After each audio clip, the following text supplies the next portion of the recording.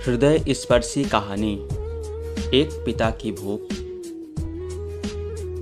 5:30 को ऑफिस ख़त्म होने के बाद मैं सीधा घर नहीं गया था, क्योंकि मुझे मेरे दोस्त का फ़ोन आया था, जिसने मुझे राजा रानी वड़ा पाव की शॉप के सामने मलाड में रुकने के लिए कहा था। उसे कुछ शॉपिंग करनी थी, इसलिए उसने कहा था, तुम रुकना, साथ में जाएंगे। हम दोनों हमेशा एक साथ की शॉपिंग करने जाते थे। उस शॉप के पास पार्किंग के लिए परेरली कुछ लोहे के एंगल लगाए हुए थे। मैं उन्हीं पर चढ़कर बैठ गया और अपने दोस्त का इंतज़ार करने लगा। एक 70-72 साल का बुजुर्ग आदमी, आँख पर मोटे कांच वाले चश्मे, मैले धोती और कुर्ता पहने मेरे पास आया, क्योंकि मैं लोहे के एंगल्स पर 3-4 फुट ऊंचाई पर बैठा था। उसने मेरे घुटनों को छुआ और बोला, बेटा एक बड़ा पाव खरीद कर दे दो। मैंने जब उस बूढ़े आदमी की तरफ देखा तो वह मुझे रोजाना दिख रहे भिखारियों में से नहीं लगे। उन्हें देखकर ऐसा भी नहीं लग रहा था कि वह हर दिन भीख मांगते होंगे। ऐसे अचानक किसी बुजुर्ग ने मेरे पैरों को हाथ लगाया तो मुझे बहुत अजीब महसूस हुआ। मैं तुरंत एंगल से कूदकर नीचे खड़ा हो गया। मैंने अपने जेब में हाथ डाला और 50 रुपये निकालकर उस बुजुर्ग को देते हुए कहा, अंकल आपको भूख लगी है तो यह लीजिए 50 रुपये, कुछ खा लीजिए। बुजुर्ग ने कहा, नहीं बेटा पैसे मत दो, बस एक बड़ा पाव ला कर दे दो, उतना काफ़ी है मेरे लिए। ठीक है, मैं ला कर देता हूँ, आप यहीं बैठिए। यह कहकर मैं राजा रानी बड़ा पाव की दुकान में चला गया और एक बड़ा पाव खरीद कर लाया और बुजुर्ग को खाने के लिए दे दिया। बुजुर्ग नीचे बैठकर बड़ा पाव खाने लगे। मेरी तरफ देखकर वह बोले, ऊपर मत बैठो, गिर जाओगे, यहाँ बैठो, मेरे पास कोई साथ बैठेगा तो मुझे भी 2 निवाले अच्छे से खा जाएंगे। मैं उनका कहना टाल नहीं पाया और उनके साथ ही बैठ गया। फिर मैंने ऐसे ही उनसे सवाल करना शुरू किया कि कहाँ से आए हैं, कहाँ जाएंगे, किससे मिलने आए हैं, वगैरह वगैरह।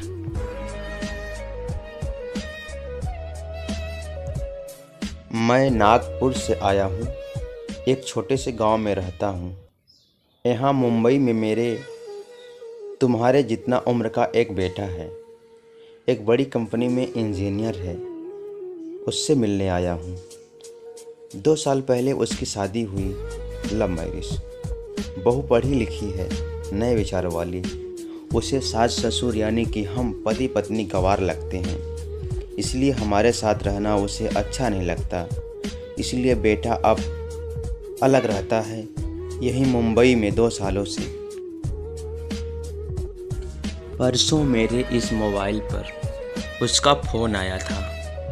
कह रहा था अमेरिका में नौकरी मिली है उसे, बीवी को लेकर जा रहा है अमेरिका 10 साल के लिए।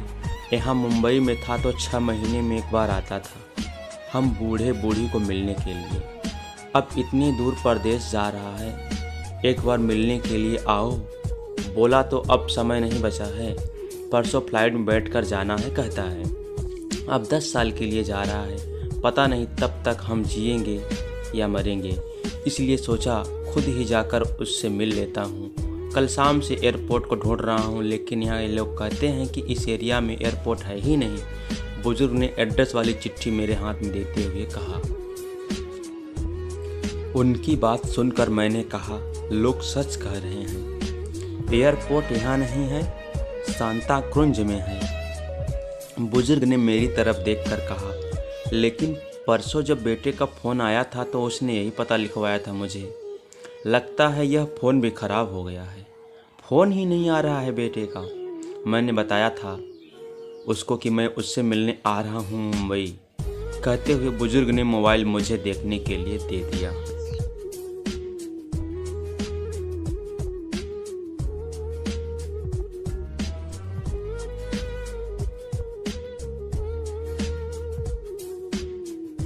अब मेरे एक हाथ में चिट्ठी और एक हाथ में मोबाइल था।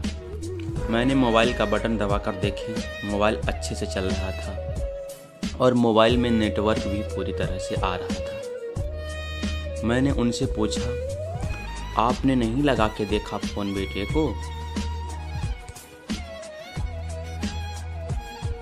मुझे कहाँ लगाना आता है बेटा फ़ोन, कोई फ़ोन करता है तो उठा लेता हूँ बस, उन्होंने कहा। मैंने रिसीव्ड कॉल में जाकर आखिरी आए नंबर पर कॉल किया। 2 रिंग्स बजने के बाद कॉल कट कर दिया गया। फिर मैंने एड्रेस की चिट्ठी खोलकर देखी। उसमें जहां हम बैठे थे वहीं का एड्रेस था, यानी कि जानबूझकर गलत एड्रेस दिया गया था। मैं समझ चुका था कि गलत पता देकर लड़का अपने माँ बाप को टाल रहा था और अब वह उनका फ़ोन भी नहीं उठा रहा था। मुझे यह भी मालूम पड़ चुका था कि वह जिस प्लेन में सवार हो चुका था वह प्लेन कभी भी उसके माँ बाप के दिशा में उड़ने वाला नहीं था।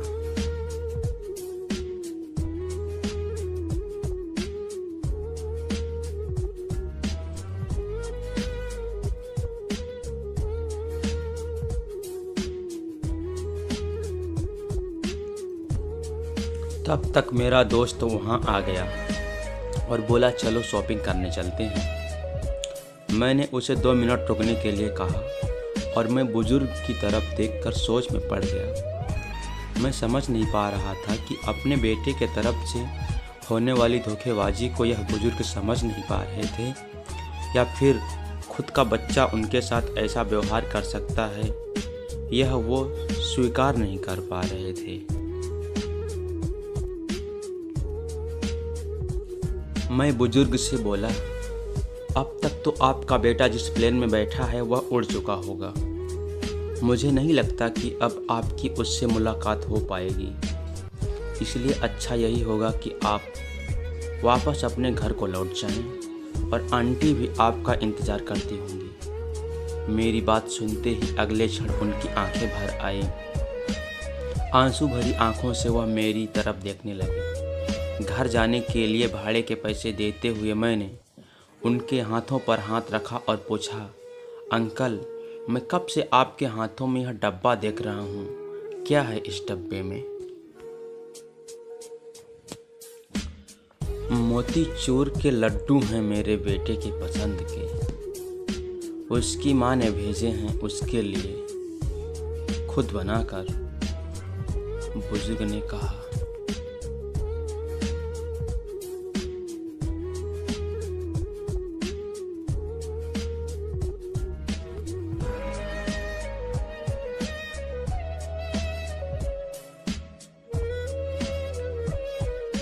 इतना सुनते ही किसी खंजर से मेरे दिल को चीर कर मेरे अंतःकरण को लहूलुहान कर दिया हो, ऐसी मेरी हालत हो गई। मैं निःशब्द होकर बुजुर्ग की तरफ देखता रहा और वहीं बैठा रहा। ए भाई चलना, देर हो रही है। मेरे दोस्त की आवाज़ कानों में पड़ी तो मैं होश में आया और ऐसे ही उस भीड़ में उसके पीछे पीछे चलने लगा। घर पहुंचकर आधी रात तक मैं सो नहीं पाया। रह रहकर एक ही सवाल मेरे मन में उठ रहा था। एक बड़ा पाव की भीख मांगने वाला वह बेचारा आदमी भूख से बेहाल होने के बावजूद भी अपने साथ लाए उस मोतीचूर के लड्डुओं में से एक लड्डू खुद नहीं खा सकता था क्या? अपने बेटे से इतना प्यार